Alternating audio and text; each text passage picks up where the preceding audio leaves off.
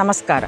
ಇವತ್ತು ನಾವು ಇರುವಂತಹ ಸ್ಥಳ ಇದು ಉಡುಪಿ ಜಿಲ್ಲೆಯ ಕುಂದಾಪುರ ತಾಲೂಕಿನ ಹಚ್ಚ ಹಸೂರಿನ ಪಶ್ಚಿಮ ಘಟ್ಟಗಳ ಮಧ್ಯದಲ್ಲಿ ಇರುವಂತಹ ಸುಂದರವಾದಂತಹ ಕ್ಷೇತ್ರ. ತಾಯಿ ದುರ್ಗಾಪರಮೇಶ್ವರಿಯನ್ನು ಇಲ್ಲಿ ಆರಾಧಿಸ್ತಾರೆ. ಈ ಕ್ಷೇತ್ರದ ಹೆಸರೇ ಕಮಲಶಿಲೆ ಬ್ರಾಹ್ಮಿ ದುರ್ಗಾಪರಮೇಶ್ವರಿ ದೇವಸ್ಥಾನ ಅಂತ. ಅತ್ಯಂತ ಸುಂದರವಾದಂತಹ ಪ್ರಕೃತಿಯ ಮಧ್ಯದಲ್ಲಿ ತಾಯಿ ಜಗನ್ಮಾತೆ ಇಲ್ಲಿ ತಾನು ಲಿಂಗ ರೂಪದಲ್ಲಿ ನೆಲೆಸಿದ್ದಾಳೆ ಅಂತ.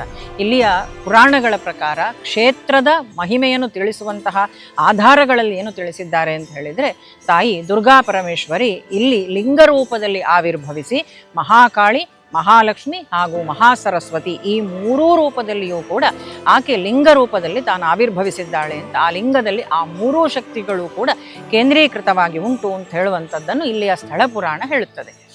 ಇಲ್ಲಿಯೇ ಸಮೀಪದಲ್ಲಿ ಹರಿತಾ ಇರುವಂಥದ್ದು ಕುಬ್ಜಾ ನದಿ.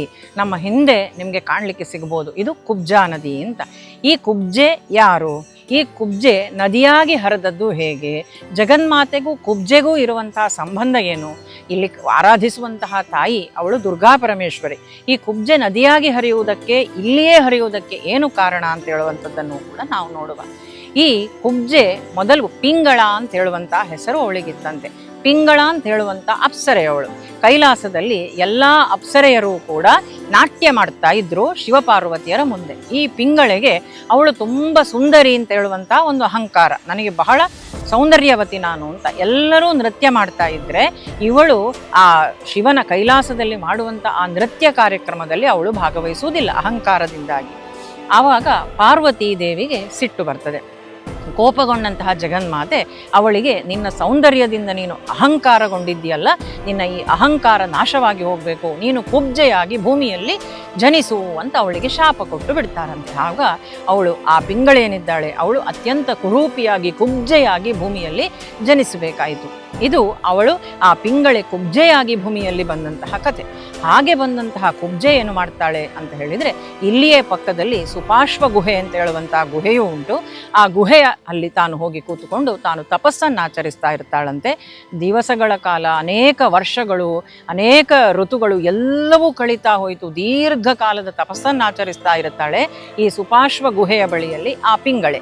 ಇದೇ ಸಮಯದಲ್ಲಿ ಏನಾಗ್ತದೆ ಅಂತ ಹೇಳಿದರೆ, ರಾಕ್ಷಸರುಗಳು ಕೂಡ ಈ ಪ್ರದೇಶದಲ್ಲಿ ಉತ್ಪತ್ತಿ ಆಗ್ತಾರೆ. ಖರರಟ್ಟಾಸುರ ಮತ್ತು ರಕ್ತಾಸುರ ಅಂತ ಹೇಳುವಂತಹ ರಾಕ್ಷಸರು, ಅವರ ಸಂಪೂರ್ಣ ಬಣಗಳು ಎಲ್ಲರೂ ಸೇರಿ ಈ ಪ್ರದೇಶದಲ್ಲಿ ತುಂಬ ಜನ, ಹಲವಾರು ಜನ ಋಷಿಮುನಿಗಳು ತಪಸ್ಸು ಮಾಡ್ತಿದ್ರಂತೆ.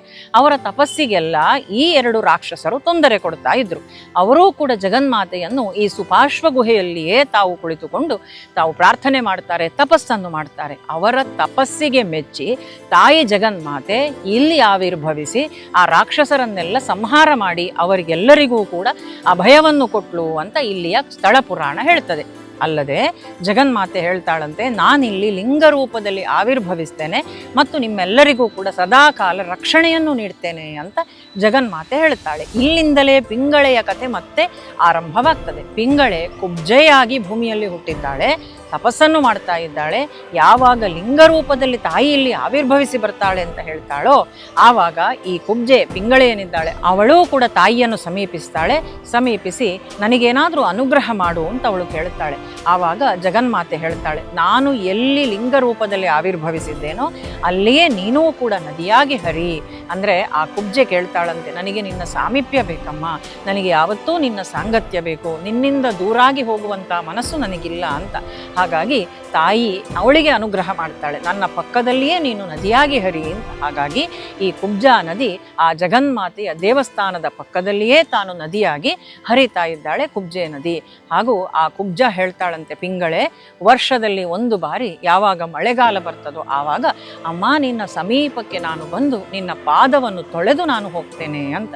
ಇದು ಅತ್ಯಂತ ಭಾವನಾತ್ಮಕವಾದಂಥ ವಿಚಾರ. ಈ ದೇವಸ್ಥಾನದ ಬಗ್ಗೆ ಸ್ಥಳ ಪುರಾಣ ಹೇಳ್ತದೆ. ಪ್ರತಿ ವರ್ಷವೂ ಕೂಡ ಮಳೆಗಾಲದಲ್ಲಿ ಆವಾಗ ಕೆಲವೊಮ್ಮೆ ಕಡಿಮೆ ಆಗ್ಬೋದು, ಕೆಲವೊಮ್ಮೆ ಹೆಚ್ಚು, ತಾಯಿಯ ದರ್ಶನಕ್ಕಾಗಿ, ತಾಯಿಯ ಪಾದ ಸೇವೆಗಾಗಿ ಈ ಕುಬ್ಜಾ ನದಿ ಬಂದು ಅವಳ ಪಾದವನ್ನು ಸ್ಪರ್ಶಿಸಿ ಹಿಂದೆಗೆ ಬರ್ತಾಳೆ ಅಂತ. ಈ ಸಮಯಕ್ಕಾಗಿ, ಈ ಕ್ಷಣಕ್ಕಾಗಿ ಲಕ್ಷಾಂತರ ಭಕ್ತರು ಕಾಯ್ತಾರೆ. ಇದು ತಾಯಿ ಮಗಳ ಅತ್ಯಂತ ಉತ್ತಮವಾದಂಥ ಅದೊಂದು ಬಾಂಧವ್ಯ. ತಾಯಿಯನ್ನು ಸ್ಪರ್ಶಿಸಲಿಕ್ಕಾಗಿ, ತಾಯಿಯ ಅನುಗ್ರಹವನ್ನು ಪಡಿಲಿಕ್ಕಾಗಿ ಮಗಳು ಬರುವಂತಹ ಆ ಒಂದು ಸಂದರ್ಭ ಅಂತ ಇಲ್ಲಿಯ ಸ್ಥಳ ಪುರಾಣ, ಕ್ಷೇತ್ರ ಪುರಾಣ ನಮಗೆ ತಿಳಿಸಿಕೊಡ್ತದೆ. ಮಗಳಾಗಿ ಕುಬ್ಜೆ ಇಲ್ಲಿ ಜಗನ್ಮಾತೆಯ ಪಕ್ಕದಲ್ಲಿ ನಿಂತಿದ್ದಾಳೆ ಅಂತ. ಹೀಗೆ ನಾವು ಕ್ಷೇತ್ರಗಳಿಗೆಲ್ಲ ಬಂದಾಗ ಇಲ್ಲಿಯ ಅನೇಕ ವಿಚಾರಗಳನ್ನು ನಾವು ಪ್ರತಿಯೊಂದು ಕ್ಷೇತ್ರಕ್ಕೂ ಹೋದಾಗಲೂ ಹಾಗೆ ಅಲ್ಲಿಯ ಸ್ಥಳ ಪುರಾಣಗಳನ್ನು ನಾವು ತಿಳ್ಕೊಂಡಾಗ ನಾವು ಆ ಕ್ಷೇತ್ರಕ್ಕೆ ಬಂದಾಗಲೂ ಕೂಡ ನಮ್ಮಲ್ಲಿ ಒಂದು ಹೊಸದಾದಂತಹ ಒಂದು ಹುರುಪು ನಮಗೆ ಕಾಣ್ತದೆ. ಇಲ್ಲಿಯ ವಿಚಾರಗಳೆಲ್ಲ ನಮಗೆ ಗೊತ್ತಾಗ್ತದೆ ಅಂತ ನಾವು ಸಂತೋಷದಿಂದ ಇಲ್ಲಿ ಎಲ್ಲವನ್ನೂ ಕೂಡ ನಾವು ನೋಡ್ಬೋದು, ವೀಕ್ಷಣೆ ಮಾಡ್ಬೋದು. ಪ್ರತಿಯೊಂದರ ಹಿಂದೆಯೂ ಏನೇನು ವಿಚಾರಗಳುಂಟು, ಯಾಕೆ ಇದೆಲ್ಲ ಆಯಿತು ಅಂತ ಹೇಳುವಂಥದ್ದನ್ನು ನಾವು ತಿಳ್ಕೊಂಡು ನೋಡ್ಬೋದು. ಈ ರೀತಿಯಾಗಿ ಕುಬ್ಜ ಜಗನ್ಮಾತೆಯ ಪಕ್ಕದಲ್ಲಿ ನದಿಯಾಗಿ ಹರಿದ್ಲು. ತಾಯಿಯನ್ನು ಭೇಟಿಯಾಗಲಿಕ್ಕೆ ವರ್ಷಕ್ಕೊಮ್ಮೆ ತಾನು ಒಳಗಡೆ ಹೋಗಿ ತಾಯಿಯ ದರ್ಶನವನ್ನು ಪಡೆದು ಬರ್ತಾಳೆ ಅಂತ. ಇಲ್ಲಿ ದುರ್ಗಾ ಪರಮೇಶ್ವರಿ ತಾನು ಐಶ್ವರ್ಯವನ್ನು ಕೊಡುವಂತಹ ಲಕ್ಷ್ಮಿಯಾಗಿ, ಹಾಗೇನೆ ದುಷ್ಟ ಸಂಹಾರವನ್ನು ಮಾಡುವಂತಹ ಕಾಳಿಯಾಗಿ, ಹಾಗೂ ವಿದ್ಯೆಯ ಅಧಿದೇವತೆಯಾದಂತಹ ಸರಸ್ವತಿಯಾಗಿ ಇಲ್ಲಿ ತಾನು ಲಿಂಗ ರೂಪದಲ್ಲಿ ಆವಿರ್ಭವಿಸಿದ್ದಾಳೆ. ಶ್ರೀ ಕ್ಷೇತ್ರ ಕಮಲಶಿಲೆಯ ಕಥೆಯಲ್ಲಿ ನಾವು ತಿಳ್ಕೊಳ್ಳಬಹುದಾದಂತಹ ಪಾಠ ಏನು ಅಂತ ಹೇಳಿದರೆ, ಪಿಂಗಳೆಗೆ ಅಹಂಕಾರ ಬಂದಿತ್ತು ನೋಡಿ. ಅವಳಲ್ಲಿ ಸೌಂದರ್ಯ ಇತ್ತು, ಅವಳಲ್ಲಿ ಎಲ್ಲ ವಿಧವಾದಂತಹ ಸಂಪತ್ತುಗಳು ಕೂಡ ಇತ್ತು. ಆದರೆ ಅವಳಿಗೆ ಯಾವಾಗ ಅಹಂಕಾರ ಬಂತೋ ಆ ಅಹಂಕಾರದಿಂದಾಗಿ ಭಗವಂತನನ್ನೇ ಅವಳು ತಿರಸ್ಕರಿಸಿದ್ರಿಂದಾಗಿ, ತಾಯಿಯಾದಂತಹ ಪಾರ್ವತೀ ದೇವಿಯನ್ನೇ ಅವಳು ಅವಮಾನ ಮಾಡಿದ್ರಿಂದಾಗಿ ಅವಳಿಗೆ ಶಾಪ ಬರುವಂತಹ ರೀತಿ ಆಯಿತು. ಹಾಗಾಗಿ ನಾವು ಕೂಡ ಯಾವಾಗ ನಮ್ಮಲ್ಲಿ ವಿದ್ಯೆ ಇರ್ಬೋದು, ಐಶ್ವರ್ಯ ಇರ್ಬೋದು, ಸೌಂದರ್ಯ ಇರ್ಬೋದು, ಮುಂತಾದಂತಹ ಒಳ್ಳೆಯ ವಿಚಾರಗಳೆಲ್ಲ ಯಾವಾಗ ನಮ್ಮಲ್ಲಿ ಇರ್ತದೋ ಆವಾಗೆಲ್ಲ ನಾವು ಅಹಂಕಾರ ಪಡಬಾರ್ದು. ಇದೆಲ್ಲವೂ ಇರ್ತದೆ, ಎಲ್ಲವೂ ಭಗವಂತ ಕೊಟ್ಟದ್ದು ಅಂತ, ಅವನ ಸೇವೆಗೆ ಅಂತ ಹೇಳುವಂತಹ ಚಿತ್ತ ನಮ್ಮದಾಗಿರಬೇಕು ಅಂತ. ಪಿಂಗಳೆ ಹಾಗೆ ಮಾಡದ ಕಾರಣಕ್ಕೆ ಅವಳು ಕುಬ್ಜೆಯಾಗಿ ಹರಿಯುವ ಹಾಗೆ ಆಯಿತು. ಆದರೂ ಕುಬ್ಜಾ ನದಿ ನಮಗೊಂದು ಪಾಠವನ್ನು ಕಲಿಸ್ತದೆ ಏನು ಅಂತ ಹೇಳಿದರೆ, ತಪ್ಪು ಮಾಡುವುದು ಮನುಷ್ಯನ ಸಹಜ ಗುಣ. ಎಲ್ಲರೂ ನಾವು ತಪ್ಪು ಮಾಡುತ್ತೇವೆ. ಹಾಗೆಯೇ ಪಿಂಗಳೆಯೂ ತಪ್ಪು ಮಾಡಿದ್ದಾಳೆ, ಕುಬ್ಜೆಯಾಗಿ ಹರಿದಿದ್ದಾಳೆ. ಆದರೆ ಯಾವಾಗ ಶಾಪ ಬಂತು ನೋಡಿ, ಆವಾಗ ಅವಳ ಆ ಸೋಲನ್ನು ಭಕ್ತಿಯಾಗಿ ಪರಿವರ್ತಿಸಿದ್ಲು. ಅವಳ ಆ ಸೋಲಿನಿಂದ ಅವಳು ಪಾಠ ಕಲಿತಳು, ಸೇವೆಗಾಗಿ ತನ್ನ ಜೀವನವನ್ನು ಮುಡಿಪಾಗಿಟ್ಲು. ಹಾಗಾಗಿ ನಾವು ನಮ್ಮ ಜೀವನದಲ್ಲಿ ಕಲಿತಂತಹ ಪಾಠದಿಂದ ನಮ್ಮ ಜೀವನವನ್ನು ನಾವು ಇನ್ನೂ ಬದಲಾಯಿಸ್ಲಿಕ್ಕಾಗ್ತದೆ, ಉತ್ತಮತೆಯ ಕಡೆಗೆ ನಾವು ಹೋಗ್ಲಿಕ್ಕಾಗ್ತದೆ. ಹಾಗಾಗಿ ಕಮಲಶಿಲೆ ಕ್ಷೇತ್ರ ಅಂತ ಹೇಳಿದರೆ, ಬ್ರಾಹ್ಮಿ ದುರ್ಗಾ ಪರಮೇಶ್ವರಿ ಕ್ಷೇತ್ರ ಅಂತ ಹೇಳಿದರೆ, ಇಲ್ಲಿ ಲಿಂಗರೂಪದಲ್ಲಿ ತಾಯಿ ಇದ್ದಾಳೆ.